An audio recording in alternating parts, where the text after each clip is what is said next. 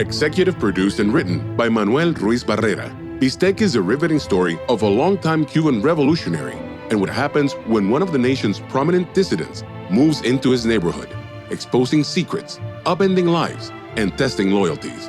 This historical fiction drama reveals a modern world of Cuba's mysterious vigilance and snitches system against the backdrop of a powerful, emotional story that is packed with surprises.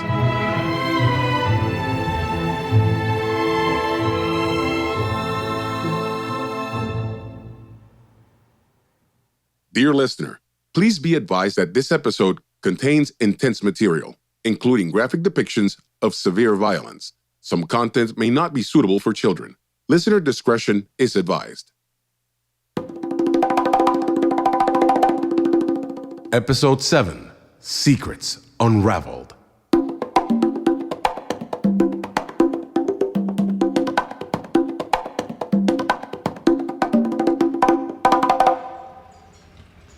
Interior of Micaela's house, Santa Clara, Cuba. Nighttime, and the year is 2014.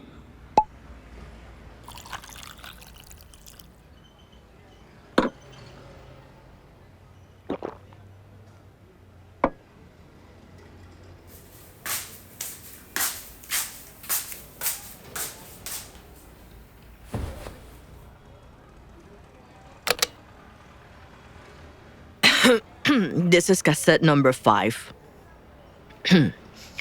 Upon learning the truth about his grandson killing the cows, Echauri went into a deep state of shock.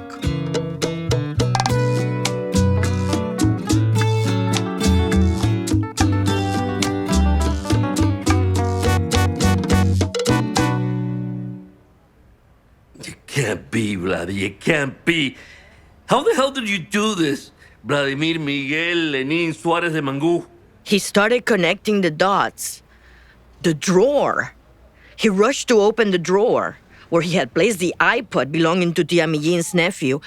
And sure enough, when he opened it, it was missing. The iPod. That damn iPod from Millin's nephew. So that settles it. It's 100% you did this, Vladdy. Unexpectedly, there's a couple of knocks on the main door of the house. Echauri thinks the state security officers have returned. Just a moment, comrades. He closes all the drawers in the living room. Echauri walks to the door and opens it. Hello, It's his grandson, holding a strange cooler in his hand. What's up, old man? I brought... Vladimir, come in. Quickly. What's the rush? Get in, damn it. Echauri grabs Vladimir by the ear. Ow, abuelo! Let go my ear! What's wrong with you? Vladimir arrived with what looked like a futuristic cooler. You know, like many other Cuban inventions found everywhere on the island. We have gone through so much scarcity that in order to achieve what we want, we must do it with our own hands. And Vladimir was an electronic virtuoso.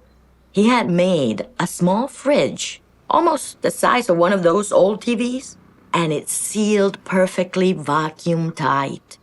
When Echauri released his ear, Vladimir was especially agitated and breathing heavily. I said to let go of that damn contraption. Leave it there. Look at me. What's all the exaggerated fuss about? I know it was you killing the cows. What are you talking about? Yes. I saw the video of General Samakun licking the cows and I don't know what else. So what if it's me, abuelo? So what? Why? Why did you betray me like that? Betrayed?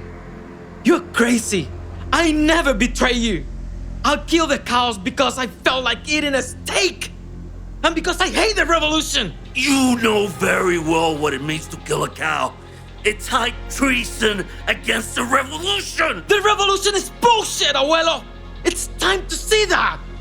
Abuelo, don't you realize that you are the only true revolutionary in the country? Oh, no. I can't hear you anymore. If the other revolutionaries were like you, I would be a revolutionary. But it's not like that, and you know the truth. There is no one like you. There is no one like you, abuelo. I promised to take care of you with all I could, my son. No one will find out about this, abuelo. And if they find out, huh? What happens? Did you think about that? Do you know what they'll do to you? Have you seen the neighborhood dissident hiding in his own house? No! He faces things head on! Abuelo, what kind of revolution do we have if you have to hide in the corner of your own house to speak freely? I don't regret killing the cow, and I won't. In fact... Is there meat in there right now, Vladimir? Damn right. Lots of steak. And with my refrigeration invention, the meat lasts for months. I'm very proud of this invention over all the other ones. No, get rid of it! You crazy. If I want to eat meat, I'll eat steak. I went through a lot of trouble to get this. Vladimir, no! No, get rid of the meat right now, I'm begging you! Abuelo, no! Leave me alone! You don't understand what's going to happen to you! What don't I understand, old man? What does it matter? If you have an ounce of respect for me, take everything you brought up here and let's lock ourselves in right now. Do you hear me? What Echauri didn't suspect was that his house was also being monitored by the state security people who visited him. And they planted sophisticated video and audio equipment inside his house. Tanta culpa tiene el que le agarra la pata que el que mata la vaca. Tanta culpa tiene el que le agarra la pata que el que mata la vaca.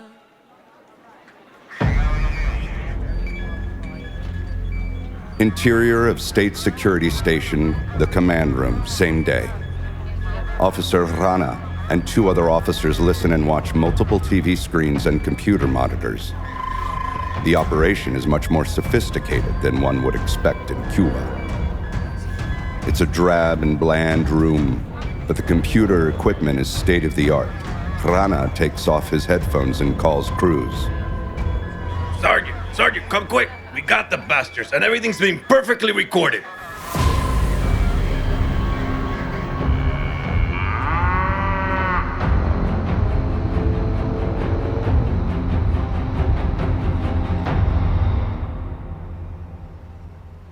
Interior of Colonel Roca's house, same day. Colonel Roca listens to the conversation through speakers. Abuelo, listen to me carefully, Bloody. Let's go to your room. You're in deep danger. I love you, Abuelo.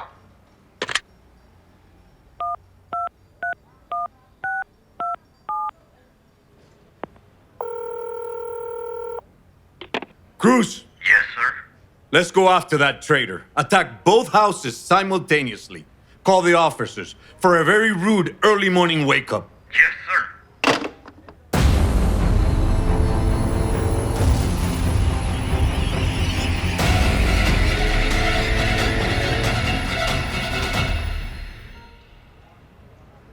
The sun had barely risen that morning when state security officers descended in our neighborhood. They knocked forcibly on Echauri's door, triggering panic in the second floor where Vladimir and Echauri lived.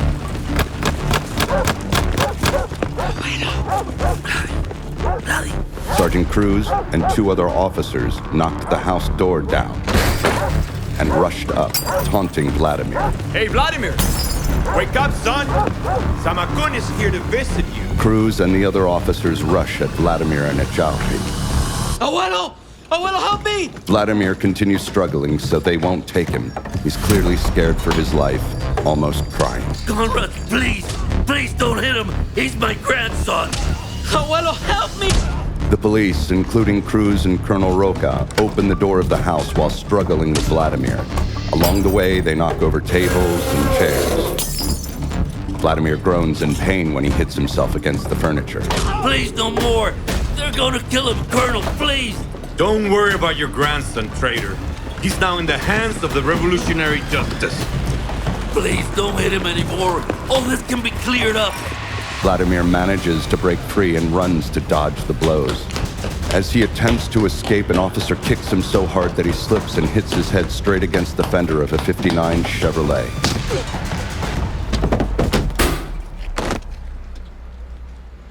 Vladimir falls to the ground. He groans briefly in pain and falls silent as a pool of blood forms around his head. For a few moments, everyone freezes and there is complete silence from those present. It was Colonel Roca's car. How could I forget that? Vladdy's blood stained the fender, and Echauri reached his grandson, began cradling his bloodied, limp head and body as only a grandfather could.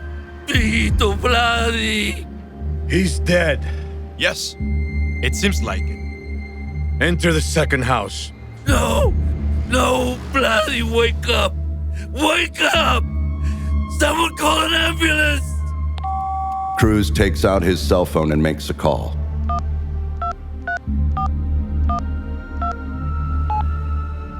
I need an ambulance here on San Cristobal Avenue. Yes.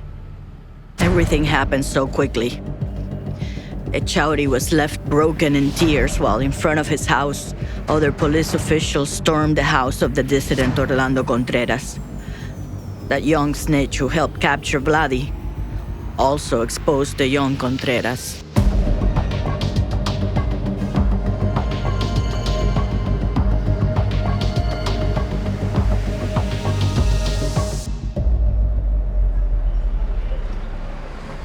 Exterior of Santa Clara Neighborhood Street, same morning. Police arrive at Orlando's house to take Orlandito away. Let go of my son! Let him go! Papá, papá. Take him away. But treat him carefully. He's an important asset for us. Yes, Colonel. Evil liars! Quiet down, Contreras. Because it's obvious you think we're making this up. You didn't see the videos with your son? What videos? Your son should tell you. We have him in a video wielding a machete and looking savage with your neighbor's grandson, that traitor Echauri. Come on, move it, kid! Let go of me, you fuckers! I want to go with him to wherever you're taking him! Be my guest. We'll be happy to show you the evidence. Orlando accompanied his son in the police vehicle and later at the regional headquarters of state security. Colonel Roca met Orlando in an interrogation room.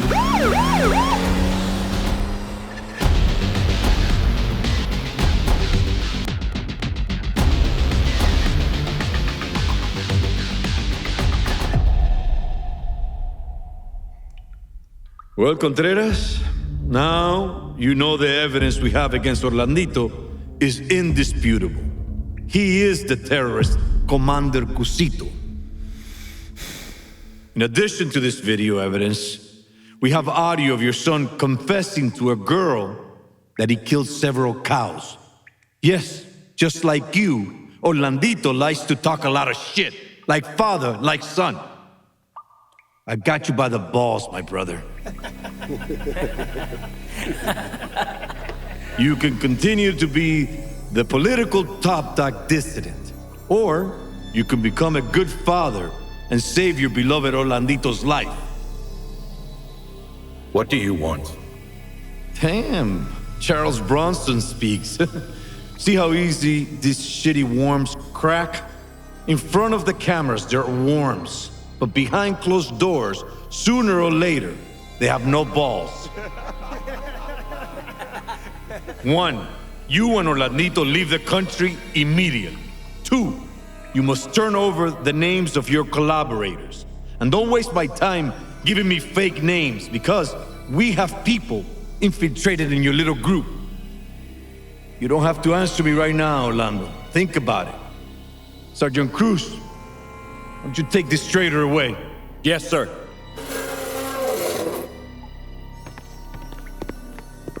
Ah, Comrade Orlando.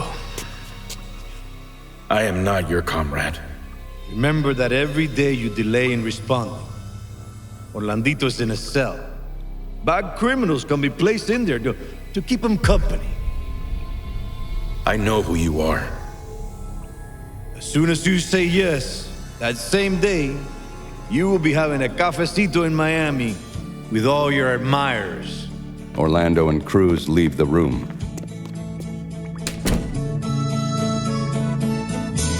¿Cuántas vidas tendrá que pagar el hombre justo que no puede callar No más. No más. No más. No más. No más. Exterior of Main Street in front of Micaela's house, daytime. For the next few days, the situation with Echauri and Orlando was all that anyone talked about. Echauri got really thin and unkempt. He was a man in deep thought and pain. The position of president of the CDR was taken by the damn Bisco. One day, as Echauri was sweeping the side of his sidewalk, El Bisco started to stare at him with a mischievous, glad smile.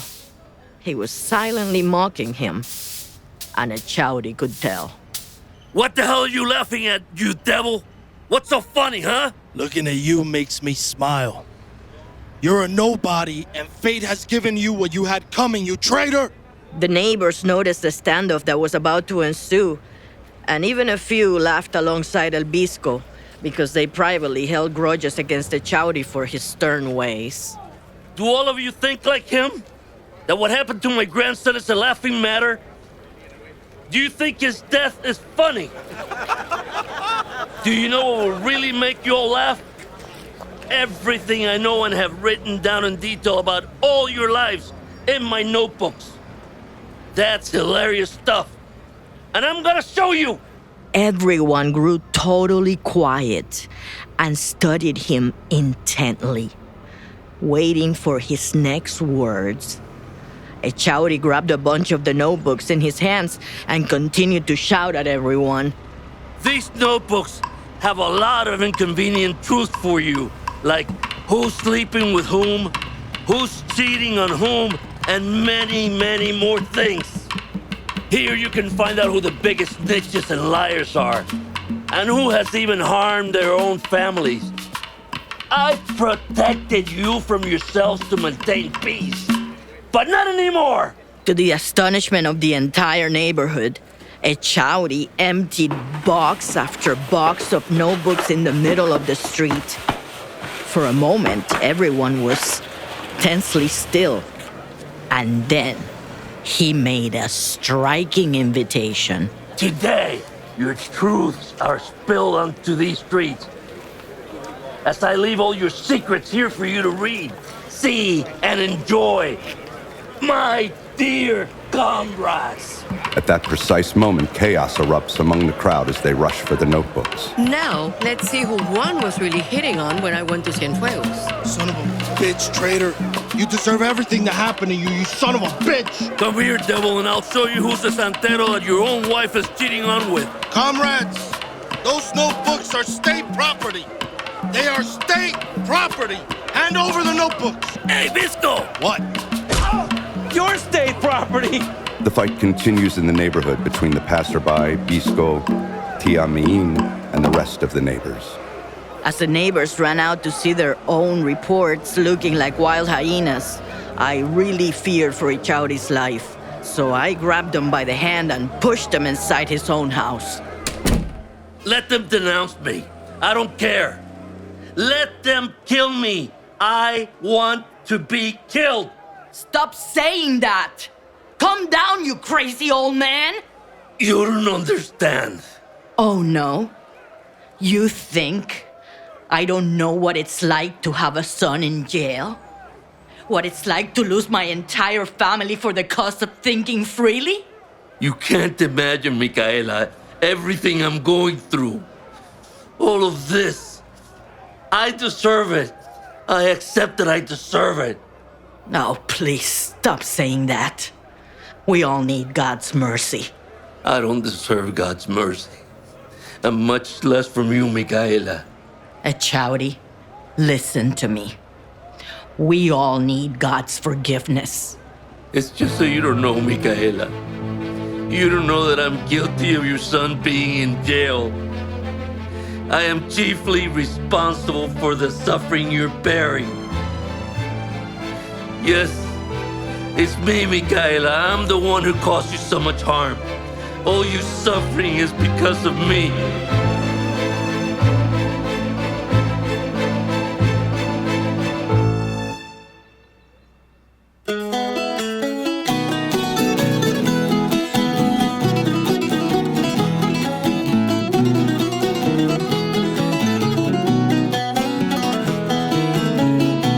En cada cuadra se ve un comité de chismosos.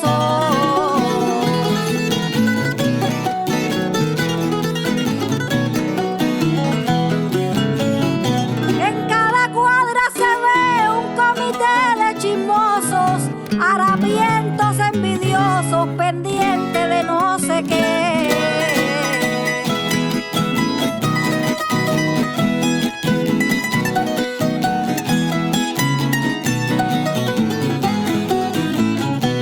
Que resuelve el comité miseria con reuniones.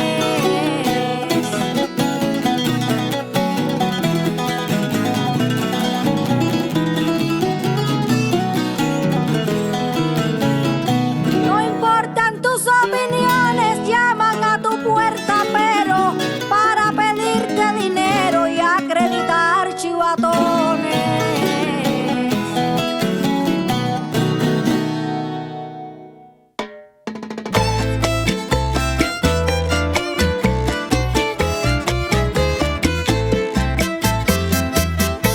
Bistec is a production of Nuestro Studios. The series was executive produced by Manuel Ruiz Barrera, who directed and wrote the story. Sound design, mixing, mastering, and editing by Jaime Almiral Jr. Associate producer and production editor, Efraín González. Associate producer, Félix Montelara. Assistant director, script supervisor, and story consultant, Ernesto Fundora. Additional script supervisors and story consultants, Amaury Pacheco del Monte and Iris Hernandez. Alberto Bade composed our score. Marketing design, Iram Enriquez. Partial casting by Ana Braga Morphy. Media and distribution through Nuestro Stories and Audio Dice Network.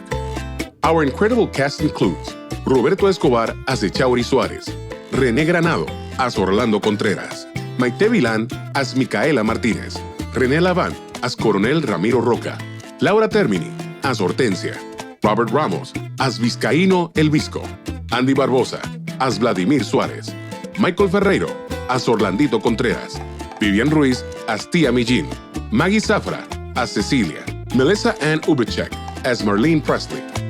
Additional cast includes Manuel Ruiz Barrera, Naomi Ruiz, Briani Ruiz, Alex Hernández, Efraín González, Ramé Ali Echeverry, Rick Nájera, Julián Nájera, Teresa Rodríguez, Jeffrey Batista, Tania Cecilia Díaz, Juan Camilo Jurado, Greg Yu.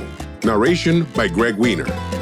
Musical performances and songs by John Darko, Leandro Tresero y Luthier, Elimir Coyoca, Federico Coyoca, Humberto Casanova, Juan A. Díaz, Lianet Uyola, Pavel de la Noval, Bernardo Izaguirre, Alfredo Chacón, Odali Salina, Lázaro Fundora. Additional executive producers include Armando Azarloza, Santiago El Hayek III, Lourdes Castillo, Ángela Sustaita Ruiz. Special thanks to the inspiration for the story, the one and only Micaela Ruiz. Additional thanks to the University of Miami School of Music, 80 Studio, Ramé Ali Echeverry, Celines Toribio, Rick Nájera, Robert Armband, and Catherine Costa. Bistec was recorded at South Point Production Studios and Panoramic Audio. To learn more about Bistec, follow bistec.film on Instagram or visit our website at www.bistecfilm.com.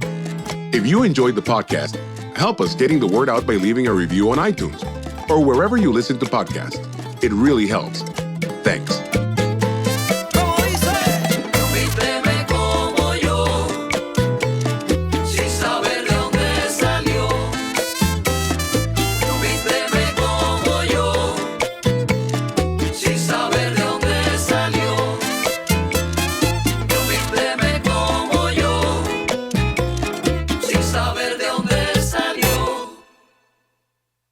Copyright 2024 Brilla Media Ventures LLC. Any use of this intellectual property for text and data mining or computational analysis, including as training material for artificial intelligence systems, is strictly prohibited without express written consent from Brilla Media Ventures LLC.